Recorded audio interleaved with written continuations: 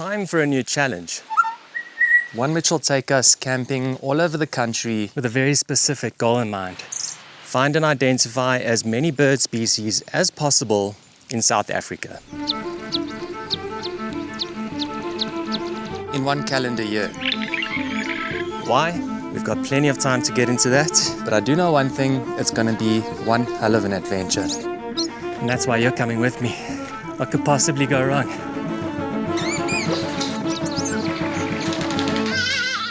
I don't know what I've gotten myself into. Did I walk past the bird hide? If we are being honest here, I've got a lot to learn.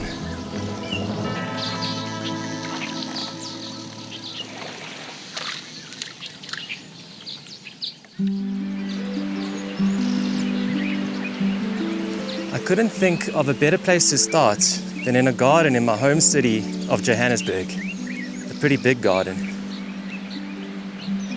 The Walter Sisulu Botanical Garden. Rocky grassland and savanna with dense bush along streams. In theory, this should be the perfect place to get the ball rolling. And the goal of today really is to list as many birds as possible, mostly the more common species of South Africa. And who knows, maybe we'll get some specials in between. I've just walked in, it's 8 o'clock. We'll start walking around and see what we see. I really didn't expect the first official bird to be quite as beautiful as a Diederik cuckoo. But I was quickly brought back down to earth with what is undoubtedly South Africa's most sworn-at bird, the hardy-dar ibis. And you're about to find out why.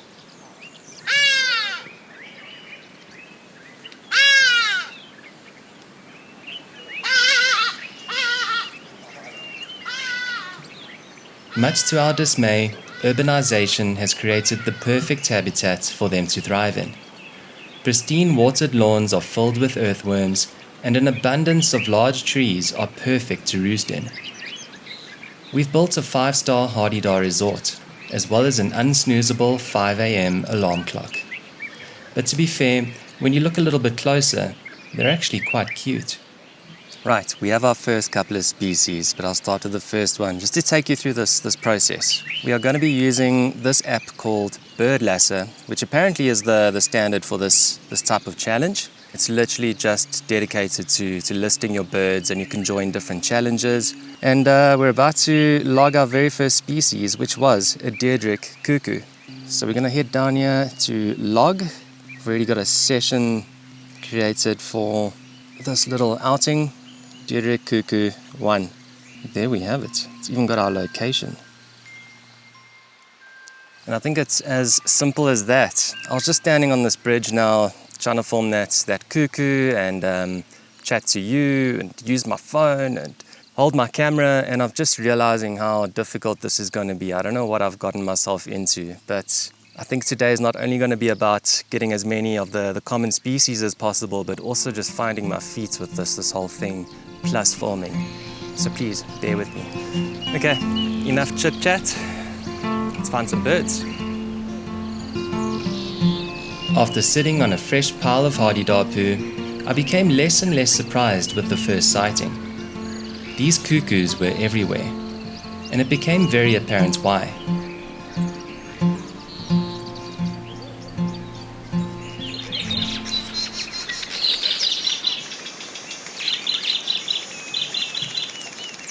Weavers are the most common victims of a work-smart, not hard breeding tactic used by the Diederiks.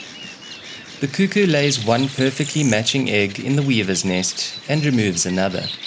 The weaver then raises the cuckoo chick as its own. But it doesn't end there. The fledgling evicts any weaver chicks that hatch to ensure that it's an only child. All this engineering work to often raise another species' chick.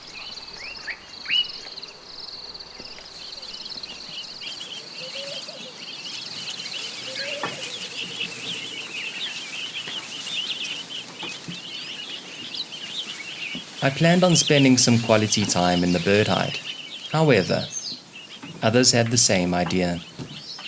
You've got to move swiftly here on a Saturday morning, so uphill we go.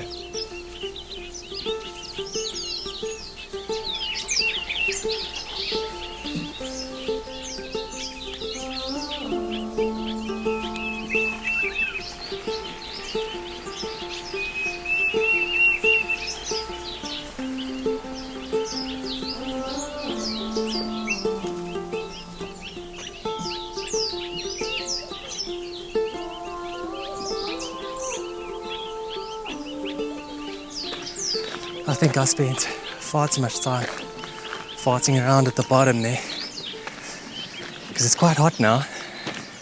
I'm doing this climb up this mountain, and eventually it takes you on a 3.5 kilometer loop above a waterfall, where apparently a pair of Vero's eagles nest. And I saw on the Facebook group that apparently there's a juvenile that's about to get kicked out of the area any day now. So hopefully we can catch them. I thought I got a glimpse of them earlier, just soaring up above, but I couldn't confirm. Therefore, it doesn't get listed. That's how it works. You have to see and be totally sure about the idea of a bird, and just hearing it, at least for me, doesn't count. I think it's more fun that way, and kind of forces me to actually really try to form some birds nicely for you guys, which, as I've said, seems like it's going to be the main challenge, but I'm having a pretty epic time, so not too worried about that. It felt like these stairs were about 70% of the hike. Either that, or the festive season was more indulgent than I thought. The climb brought just a red-faced mousebird, which I was unable to film. I'm not even birding at this point. Really should have brought some water. Rookie. It would be quite embarrassing to come do some birding and pass out from dehydration on a small hike that old people and children are doing. But this is one of the many reasons to go looking for our feathered friends, to get the legs moving and the soul flowing.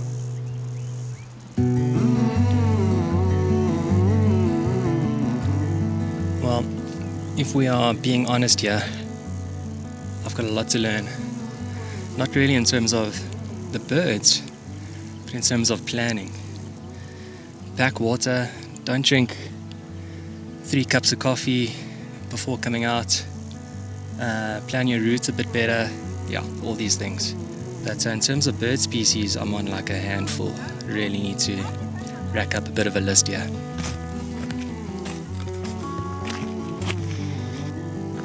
Waterfall might be somewhere down this way. We've had a bit of a downhill. Started noticing 1 or 2 birds. Just got a dark-capped bulbul, one of the more common species across South Africa.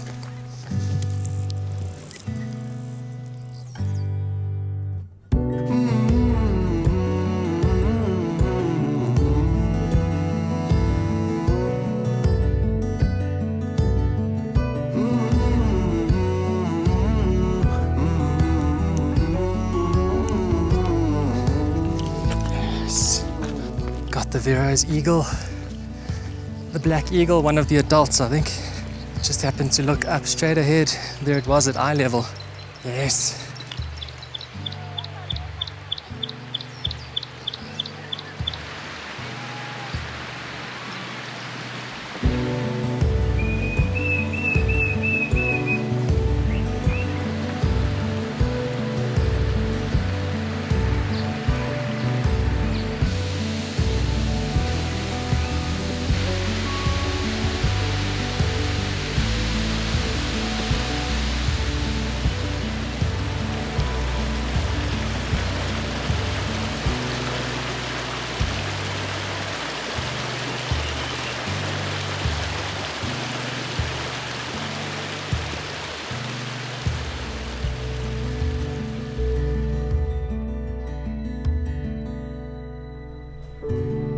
Alright, it's 11 o'clock. I am on 11 species. By now I was expecting to be on like 30 species. On another note, dry January is taken a turn for the worst on the 3rd of Jan.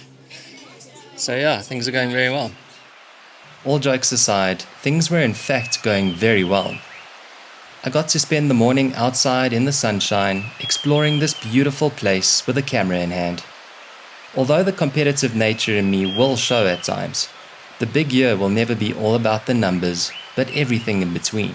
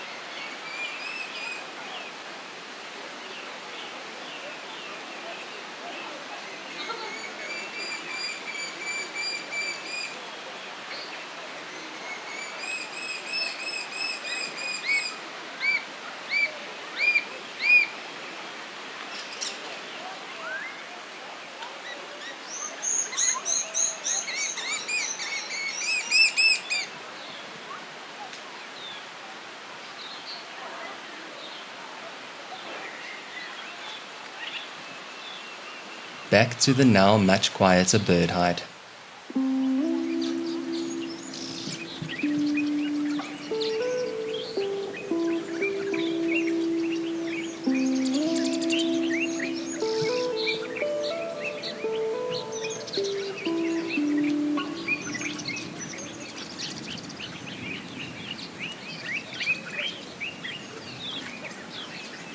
Reed cormorants are incredible swimmers and can stay underwater for up to a minute while hunting. Feathers that are not fully waterproof allows them to sink by reducing their buoyancy. This is also why they need to spread their wings to dry.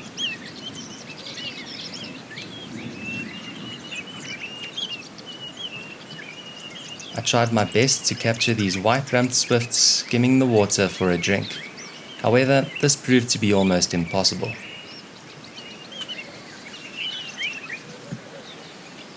I can imagine the hide is much more productive in the early mornings, but we'll have plenty of time for that where we're going tomorrow.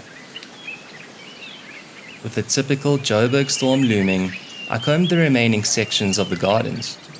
The goalposts for the day have moved, with 20 species looking like a respectable number.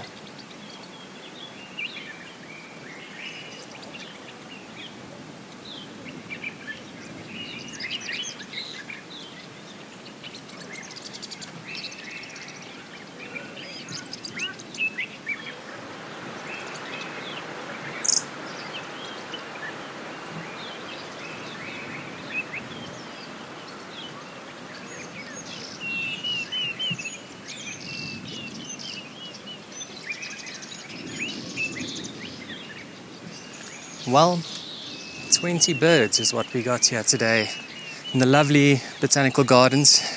Not quite the number I was looking for, but in terms of an adventure, really was a good day. And that's really what this is all about. It's what the whole year is about. It's about just getting out there and enjoying everything in between, not just the birds themselves. Time to head home. The storm's about to hit. The next time you'll see me will be tomorrow morning when we head to Marievale Bird Sanctuary.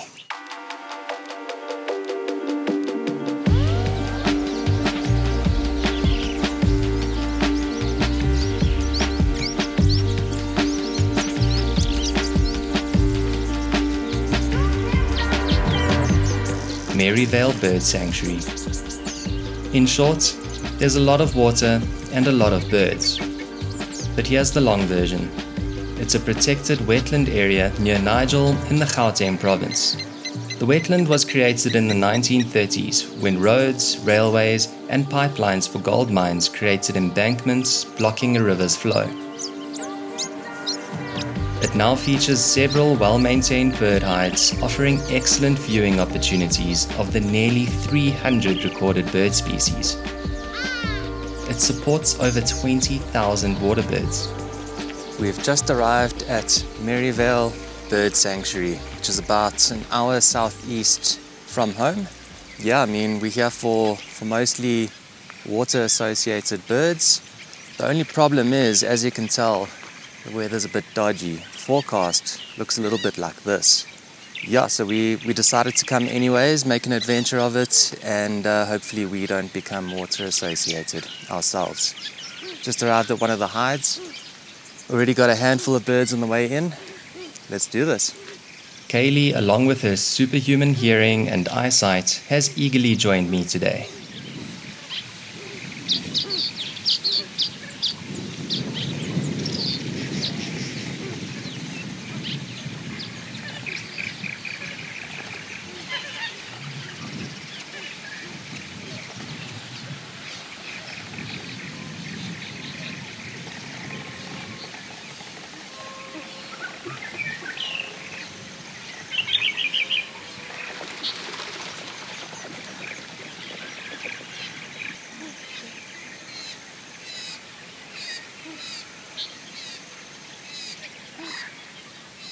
The second hide, which turned out to be our favorite of the day, really got the list growing in a much calmer way than yesterday.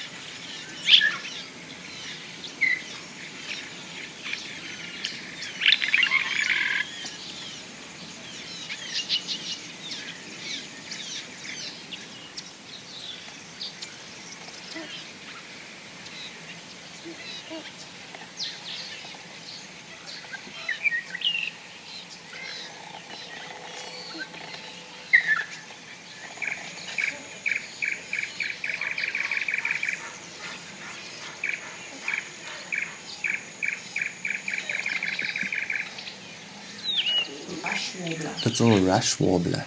Yes. It's all happening here, folks. Don't know where to point the camera. Something's just landed on the tin roof. And this is only hide number 2 of like 5. I think the only problem, and it's a good problem to have in this place, is you spend some time in a hide and you see a few good things, and then you start wondering, what's happening in the other hides? Start getting hide FOMO. The rain is imminent. So I think we might have to move on soon just to try squeeze in as much diversity as possible before that happens. Otherwise, I mean, what a day so far. It's not even 7 o'clock. So we made like these red-knobbed coots and scurried along.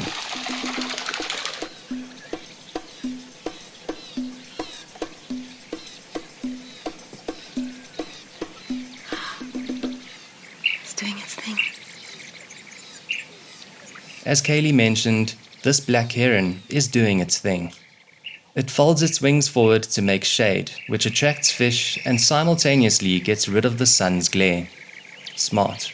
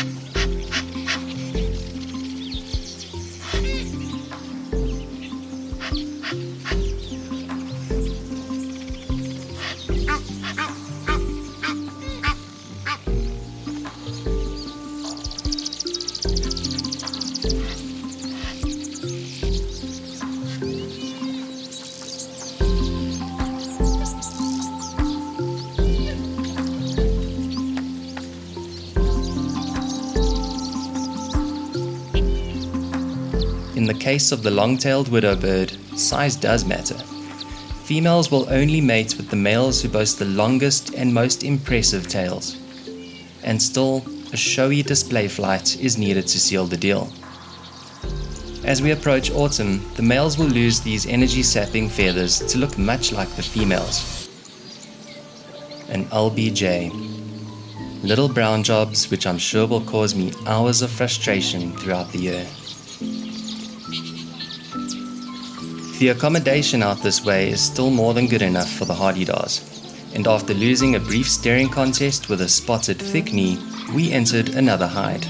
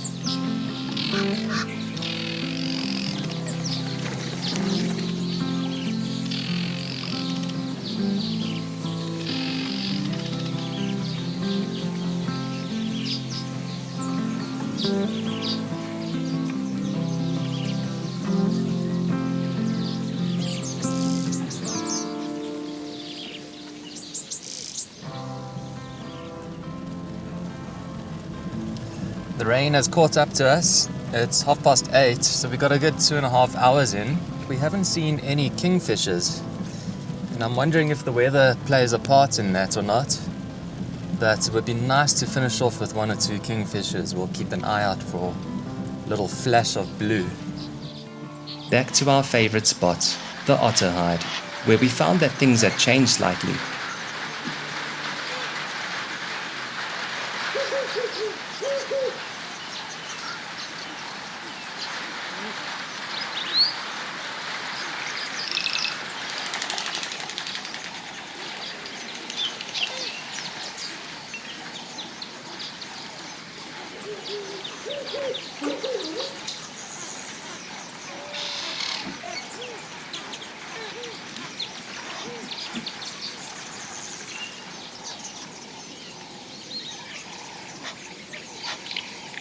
This not-so-secretive purple swamp hen was hard to miss, and massive clumsy feet seemed to help it grab onto reeds to feed on like a stick of sugarcane. I just found out that most individuals are lefties, so we got a rare righty this morning. Rain has cleared for a little bit, luckily for us. The universe was listening as well. We got our malachite kingfisher and a pied kingfisher in the distance. So yeah, time to have a little walk around. We're well into the 30s now in terms of species. And I think just being on foot allows us the chance to have a closer look, stop, check through the binocs. Slender mongooses were now out on the hunt, but unfortunately no serval or Cape clawless otters for us today.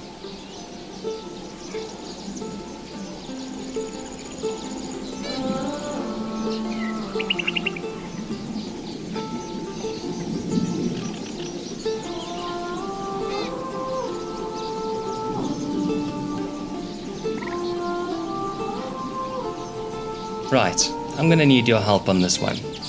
I'm certain that this is a marsh harrier in the distance. What I'm not so sure about is whether it's an African marsh harrier or a Western marsh harrier.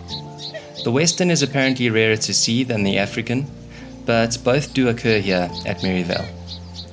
I'll leave some very poorly edited still frames for you to have a look at, and would love to hear what you think in the comments. If we don't confirm a species, I'll unfortunately have to list this one in my memory as the one that got away. Get involved in the comments and I'll let you know what conclusion we arrive at in the next episode. Well, it seems our Marievale visit is coming to an end. Despite the challenges, these first little birding adventures have honestly breathed new life into my soul, and I cannot wait to see where the big year takes us. Okay, the real rain's coming. We're gonna call it a morning here. We've reached 40 species. What a morning it's been. So glad we came. Thank you for joining me. Yeah, just a reminder that we're learning on this series together. I'm certainly no pro, just an enthusiastic amateur, and I think we're gonna learn a lot together. If you enjoyed this first episode of On the Wing, then please like and subscribe, share it with anyone you think might enjoy it as well. Lots to look forward to. Think mountains, forests, beaches, deserts, of course the bushveld, which is where we're going next. Otherwise, we'll see you next time. We're heading to the bush. We're going camping. I can hear some pearl-spotted owlets. Species number 100 of the big year.